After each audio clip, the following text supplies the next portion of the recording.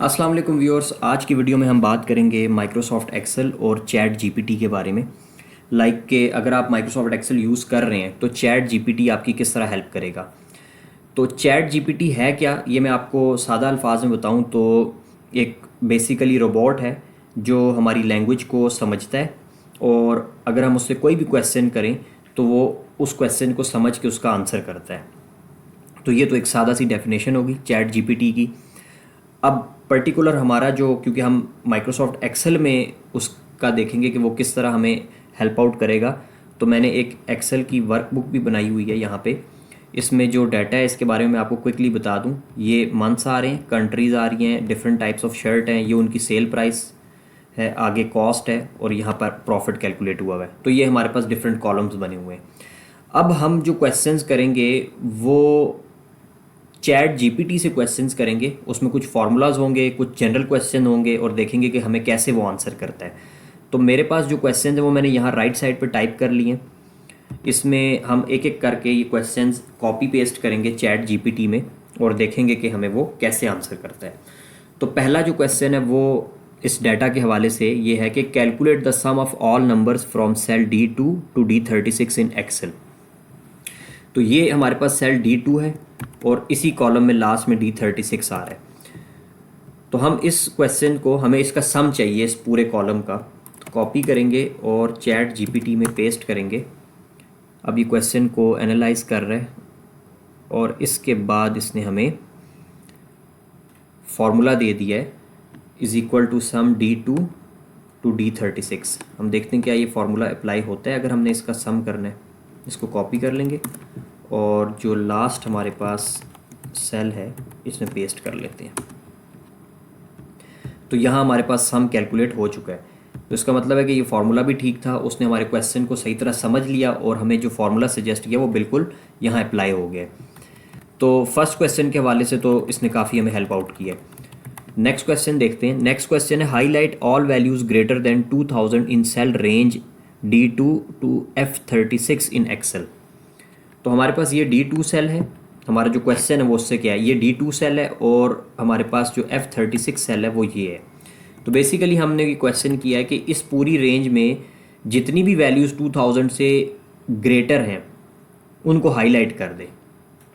तो हम इसको कॉपी करते हैं इसी क्वेश्चन को, और यहाँ पे पेस्ट करते हैं।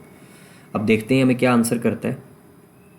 अब क्योंकि इस क्वेश्चन के आंसर में कोई फार्मूला नहीं था, हमने जस्ट उसको हाईलाइट करने का कहा है, तो वो हमें बता रहा है कि आप इसके लिए कंडीशनल फॉर्मेटिंग यूज़ करें। You can use conditional formatting. और आपने वो किस तरह यूज़ करना है, सबसे पहले आपने सेल D2 से D36 को सिलेक्ट कर लेना है। होम टैब में जाएंगे, स्टाइल ग्रुप के अंदर आपको कंडीशनल फॉर्मेटिंग मिल जाएगी। वहाँ आपने ड्रॉप डाउन मेन्यू से हाईलाइट सेल रूल सेलेक्ट करना है, और ग्रेटर देन जो हमारी वैल्यू है वो वहाँ पे आपने इंसर्ट करनी है, और देन आपने अपना डिज़ायर्ड उसको कलर दे देना है। तो आपको पता है कंडीशनल फॉर्मेटिंग में बिल्कुल इसी तरह हम कंडीशनल फॉर्मेटिंग को यूज़ करते हैं। तो इस क्वेश्चन के हवाले से मैं इसको कहूँगा कि क्योंकि इसमें फार्मूला तो कोई अप्लाई नहीं होना, बट उसने हमें स्टेप वाइज बता दिया कि आपने कैसे जो सेल्स को हाईलाइट करना है कंडीशनल फॉर्मेटिंग के थ्रू। तो मेरे हिसाब से तो ये आंसर भी, इसने इससे बेहतर आंसर नहीं हो सकता था इस क्वेश्चन का। थर्ड अगर हम बात करें क्वेश्चन की, तो make a drop down list of column C in cell M3 of Microsoft Excel. अच्छा, वो ये कह रहे हैं कि आपने एक ड्रॉप डाउन लिस्ट बनानी है कॉलम C की। ये कॉलम C है, इसकी ड्रॉप डाउन लिस्ट बनानी है। तो इसको M3 में, ये मेरे पास M3 सेल है, तो हम ड्रॉप डाउन लिस्ट बना लेते हैं इस कॉलम की, कॉलम C की। तो ये क्वेश्चन कॉपी करके मैं यहाँ पे पेस्ट कर लेता हूँ। देखते हैं कि किस तरह ये हमें आंसर करता है। आपको पता है डाटा वैलिडेशन का हम यूज़ करते हैं ड्रॉप डाउन लिस्ट बनाने के लिए। तो यहाँ पे ये हमें क्या सजेस्ट करता है। सबसे पहले कह रहे हैं आप सेल सेलेक्ट करें जो कि M3 है, go to data tab and click on data validation. बिल्कुल इसी तरह हम करते हैं, और वहाँ पे आपने लिस्ट को सिलेक्ट कर लेना है, और जो सोर्स फील्ड है उसमें अपनी C2 से 36 तक की रेंज दे देनी है।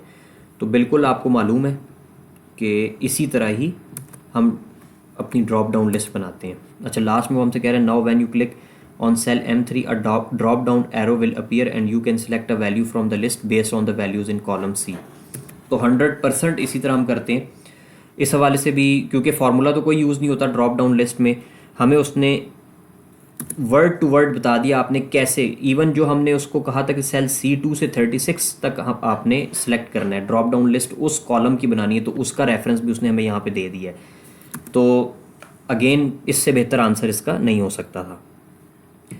नेक्स्ट क्वेश्चन हम देखते हैं, राइट जो क्वेश्चन हमारा, write eligible in Excel cell if value is greater than 2000 and write not eligible if it is less than 2000।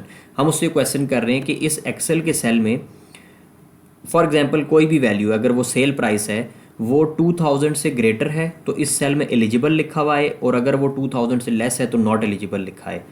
तो हम सेम ये क्वेश्चन चैट जीपीटी में पेस्ट करते हैं और हम देखते हैं कि हमें क्या सजेस्ट करता है। आपको पता है कि अगर आपने इस तरह की अगर कोई फंक्शन एक्सेल में फार्मूला पुट करना है तो उसके लिए हमारे पास इफ्स का फार्मूला होता है। तो हम देखते हैं कि यहाँ पे क्या है, you can use following formula. ये देखें यहाँ पे इसने हमें फार्मूला सजेस्ट कर दिया, हम इसको ज़रा कॉपी कर लेते हैं फार्मूला को और यहाँ पेस्ट करते हैं। तो अगेन इसने यहाँ पे हमारे पास D2 सेल को सिलेक्ट किया, और अगर इस फार्मूला को मैं ड्रैग करके नीचे लेके आऊँ तो आप देख सकते हैं कि जो जो वैल्यूज़ सेल प्राइस की थी, अब अगर आपको कॉस्ट ऑफ शर्ट के हवाले से यही क्राइटेरिया चाहिए तो जस्ट आपने इस D2 को की जगह कॉस्ट ऑफ शर्ट वाला जो सेल है उसको रेफरेंस दे देना है।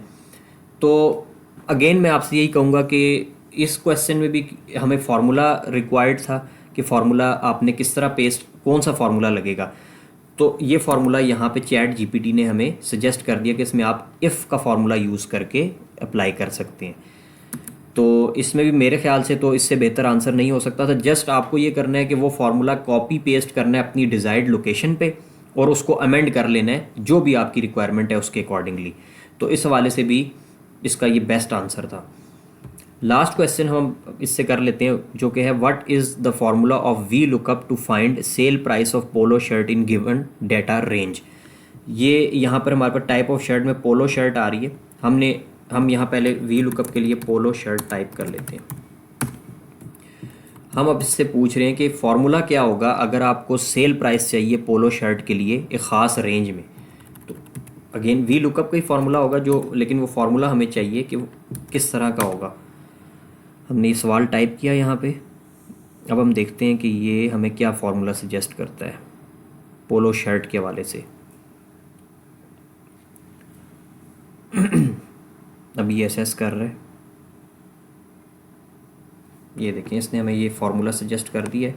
अब मैं यही फार्मूला कॉपी करता हूँ और यहाँ पेस्ट कर लेता हूँ। अभी यहाँ नॉट एप्लीकेबल आया, उसकी वजह ये है कि ये फार्मूला जो उनसे है वो पोलो शर्ट तो उसने सेलेक्ट कर लिया।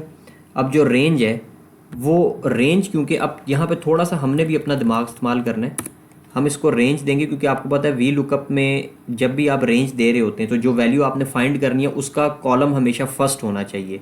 तो मैं इसको, क्योंकि मेरे पास पोलो शर्ट इस रेंज में आ रही है, मैंने इसको रेंज दे दी।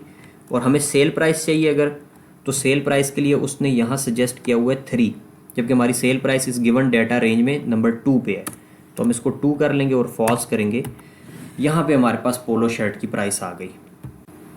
तो मेरे ख्याल में ये काफ़ी हमारे लिए हेल्पफुल रहा है। इस पे अगर मैं अपना ओपिनियन दूँ तो वो कुछ इस तरह होगा कि अगर आप ये समझें कि आपको एक्सेल सीखने की ज़रूरत ही नहीं है, आप जस्ट चैट जीपीटी से ही तमाम काम कर सकते हैं एक्सेल का, तो ये गलत होगा। उसकी कुछ वजूहात हैं, वो ये कि एक तो हमारे पास एक्सेल जो है चैट जीपीटी हमें सिर्फ सजेस्ट करता है कि फार्मूला क्या है, उस फार्मूला को थोड़ा बहुत अमेंड करना, और आप जाहिर है कि वो फार्मूला बिल्कुल एक्सेल में हमें जिस सेल में डाटा चाहिए वहाँ पे वो फार्मूला पेस्ट करके नहीं देता, आपको जस्ट वो फार्मूले का लेआउट दे देता है, आप वो फार्मूला अप्लाई करते हैं। तो आपको फार्मूला के ऊपर कमांड होना ज़रूरी है अगर आपने उस फार्मूला को ठीक से अप्लाई करना है। तो एक तो ये लिमिटेशन है इसमें।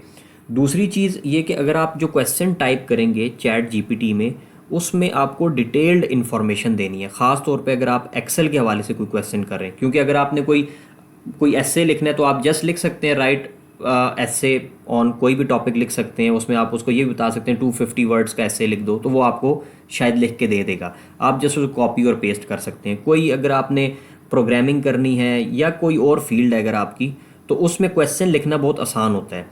बट माइक्रोसॉफ्ट एक्सेल में एक तो आपको क्वेश्चन बहुत अंदाजे से लिखना होगा, उसमें तमाम इन्फॉर्मेशन आपको देनी पड़ेगी, और दूसरा आपको जो वो आंसर सजेस्ट करेगा कोई फार्मूला होगा या कोई तरीका वो आपको बताएगा, तो उसको भी अप्लाई करने के लिए एक्सेल का नॉलेज होना आपके लिए ज़रूरी है। बट एनी हाउ काफ़ी यूज़फुल है ये, और इससे आपकी बहुत सारी प्रॉब्लम्स ये सॉल्व कर सकते हैं। तो मेरी तो ये राय है, आप क्या समझते हैं इस बारे में मुझे कमेंट सेक्शन में बताएं आप। और अगर आपको वीडियो पसंद आई है तो इस वीडियो को लाइक करें और चैनल को सब्सक्राइब करें ताकि आपको आने वाली वीडियोस का नोटिफिकेशन मिलता रहे। Thank you.